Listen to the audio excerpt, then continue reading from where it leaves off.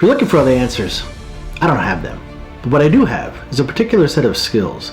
Skills I've acquired over a very long career. Skills that make me a nightmare for people who misinform or misrepresent the sports card industry.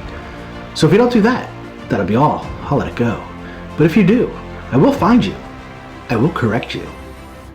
Hey guys, welcome to another exciting adventure of the exciting adventure of the Sports Card Investigator. Well, welcome. Thank you guys for joining me today. I tell you, I did that last episode, which was it was a great episode. I'm not patting myself on the back. On everything basically everything we wanted to know about grading. A lot of good feedback and just a tremendous amount of views, and I couldn't be happier. Thanks again for everyone who's viewing the videos, subscribing, liking it. It's what I like to do, and if you're getting something out of it, then that's awesome. I really appreciate it. You know, as things change in this industry, as soon as I did that, like a week later, you know, I was all ready to talk about Tyler Hero and a reactionary market and how, you know, people were buying Tyler Hero after his 37 point, ready to talk about that. I actually was going to talk about a player that I'm really high on for next season for basketball. He's a rookie and he's going into his sophomore year, but we're going to talk about that next episode. But man, oh man, as soon as this PSA video comes out a week later, boom, more changes with PSA, right? And these are changes that we really have to be aware of because they are going to affect our bottom line. And I want to make this clear. There are a lot of videos that came out right after PSA made their changes. And in case you guys don't know, I was going to say in case you're living under a rock, but in case you don't know, PSA has completely gone with their economy grade level, and they have lowered their threshold for their value level to 20 cards. Before it was 50 or 100 cards, and it ranged in price from, I believe, 10 to 12 bucks or something like that. Now it is 20 card minimum, and it is a $15 flat fee. Now, what also I haven't heard, that's another thing, guys.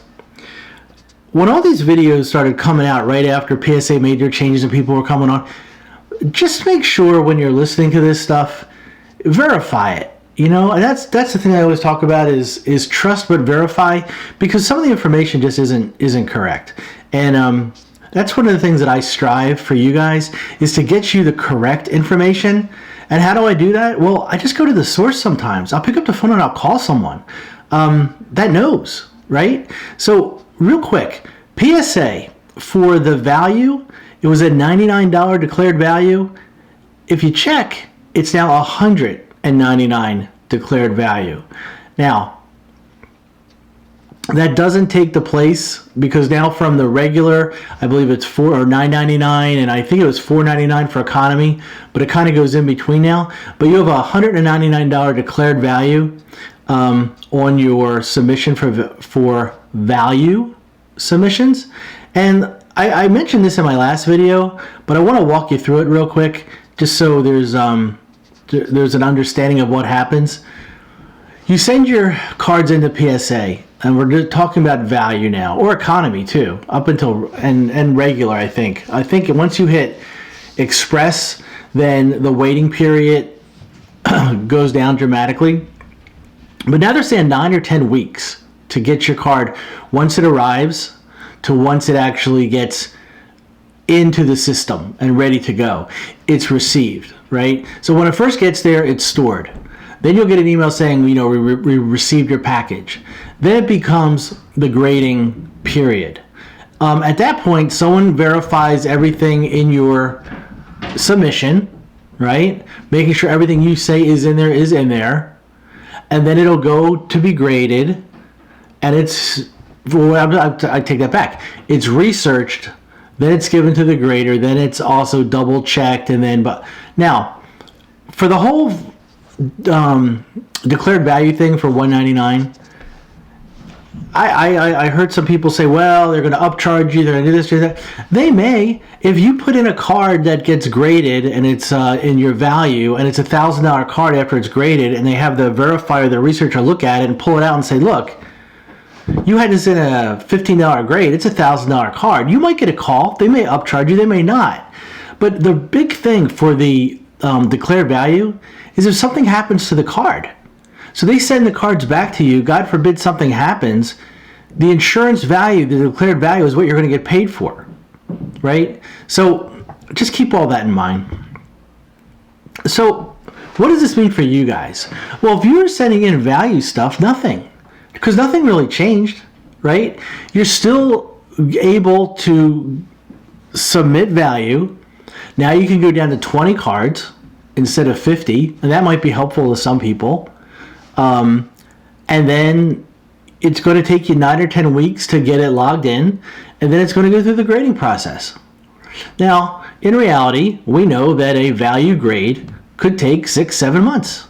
So keep that in mind. And we talked about that in the last episode because I was going to move mostly everything up to economy. Well, that's out the window now because there is no more economy. Now, I did find out, I did speak to PSA, and it's temporary. So eventually economy will come back. They're doing this because they want to catch up on their backlog. I get it, right? So things to think about. For your value, there's nothing to think about. But it's those in-between cards that you want back within a certain amount of time period that you want in season.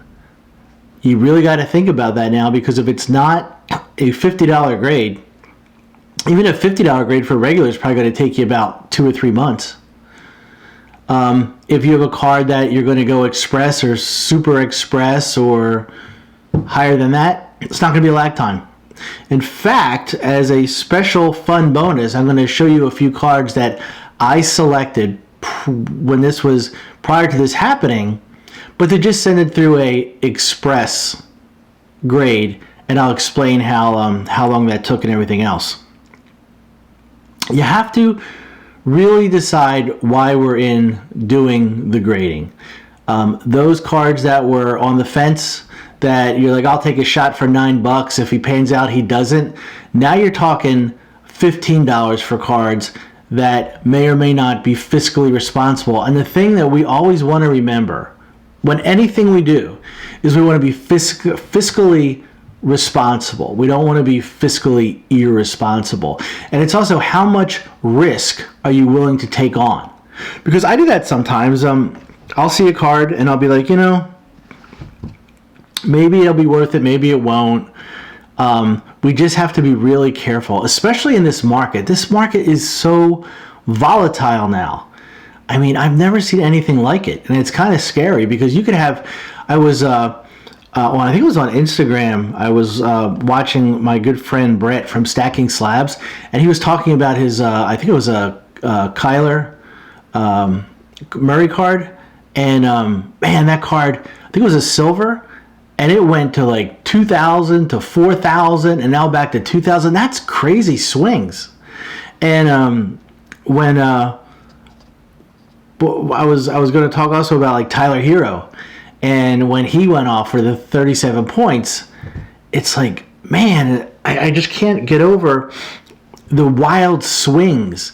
I was talking to the guys that I always speak about this stuff, and I guess they said FOMO. I had no idea what that meant. I wasn't going to admit that to them because, I'm older than these guys, and I'm like, FOMO, like, what the hell is that? And of course I Googled it, and, fear of missing out. So is fear of missing out so important that you have to overpay for a card? I mean, what is it? Buy high, sell low? It's basically, was it YMOMO? You missed out, so move on, right? There's another card down the road. If you wait long enough, I guarantee the card you want, it'll eventually make its way down, at least to an affordable price. And we talk about that too, and I would definitely recommend going on Instagram and especially the YouTube channel and look at Sports Card Analytics with my friend Jordan. He does a couple great posts. It really just is so concise, and it talks about, why are you buying at this level? And he says it, buy the dips, sell the peaks. If we do that, we're in good shape. I saw a Twitter just the other day. I always monitor the Twitter stuff because a lot of great information on there. And one of the guys, I think I actually have it. I want to read it exactly because it kind of sums up a lot of this stuff. It said, why do you only see the cards that people make money on? No one ever talks about everyone else who bought in extremely overpriced highs and gets killed. We want to avoid that, right? We never want to buy cards that are worthless. Remember we talked about in the last episode, paperweights? We don't want that. We don't want that. We want to make sure that we're very thought out in our investments. I said investments. I got in trouble on Twitter. I said, I think someone saw my Twitter handle and it said Sports Card Investigator, and it rubbed someone the wrong way. It was a whole conglomeration of events that took place, and it was excuse me, it was just one of those things where he just just didn't like it, and it was funny. I went back and forth. I never said a word. Other people came in and they talked to, but it was just fun. It's like, hey, look, opinions are like assholes, right? Everybody's got one. So we'll leave it at that. Be careful. If you're going to invest in grading, great. Do your homework, do your research. Look at those ratios, right? Look at those PSA 10s to PSA 9s. Because if you're going to spend $50 on a grade, and that card comes back as a PSA 9, or God forbid it's a PSA 8, which we would never do a PSA 8. We're going to get it back raw. You're going to be out that $50. And we don't want that. And on top of that, if a PSA 10 is worth $300 and a PSA 9 is worth $60 or $50, we have to decide if it's worth it there too. But if it's a PSA 10 is worth, say, $300 and the PSA 9 is $100, $150, and you're investing $50 to a grade, and you're confident in your ability to judge cards, then that's great. Go for it.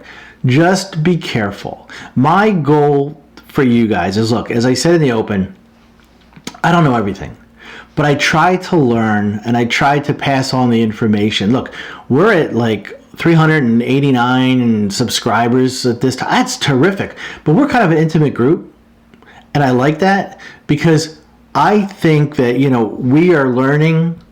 Everyone is gaining the information, and, I'm getting a lot of feedback. And I just want to make sure that whatever I can do to help you guys, whether you collect, whether you guys are buying cards for to buy them lower and selling them high, because I can't say that investment word, then that's what we want to do. You want to be successful. You guys want to be here next year when a lot of these guys that are feeding off the reactionary influencers, unfortunately, they may not be here just because of the things that they are doing. Remember, just because someone has 2,500 or 3,000 followers or subscriber doesn't mean their information is always correct. And that's why I always say to you guys from the bottom of my heart, don't trust anything I say. Don't trust anything anyone says.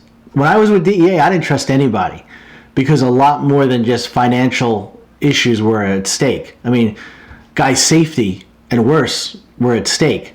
So always verify your sources of information. Always. Okay, so what I figured was, since we're talking about PSA, I'll do a little experiment with you guys. I have 3 cards that I sent through to PSA on an express grade. And what I did was, I'm looking at the dates, I just got the sub back there, express grade. The cost was $75 per card to grade. I wanted them back in season, and I wanted them back, they're mosaic, and I wanted them back before, I wanted, let's see, 2 prisms and a mosaic. So I wanted the mosaic back before what? This year's prism hit. Because once the new cards come out, the new series, you're always going to get a little bit of a downfall in that previous card series. And that's something we can watch for because we can take advantage of that. Right? Jordan talks about that in another one of his videos when he talks about mosaic basketball. So definitely think about that. So I'm going to show you 3 cards that I had graded at a $75 grade. And I'm going to change the camera angle so you can see the cards. But just so you have an example, I sent those cards off to PSA on September 19th.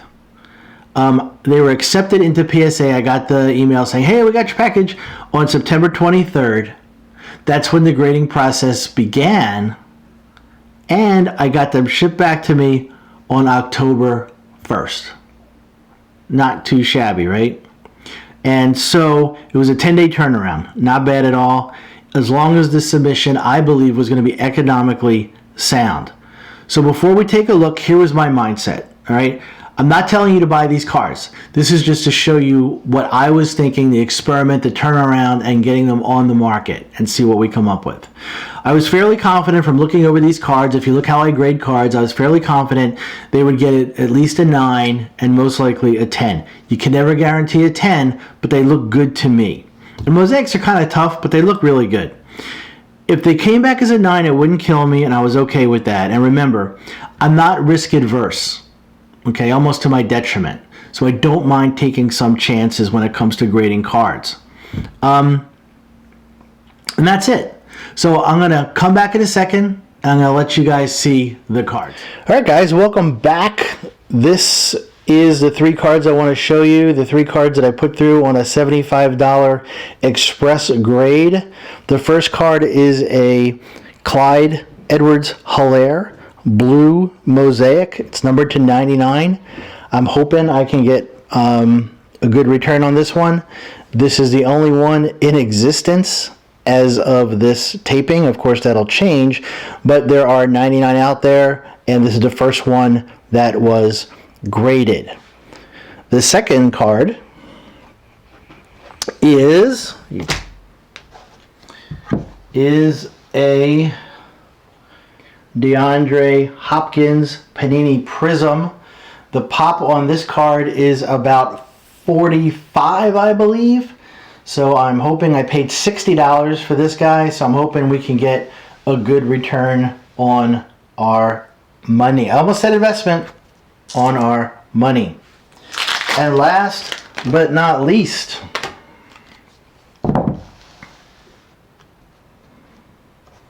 I love this card. DeAndre Hopkins rookie card, blue prism. The population of this card as of this taping is 4. So I am excited to see. I have no idea what the comps would be on this thing. There was a 9 that sold a while ago for a decent price. So I'm hoping I might just keep it. I really love this card. But those are 3 cards that I went through, did the express on it.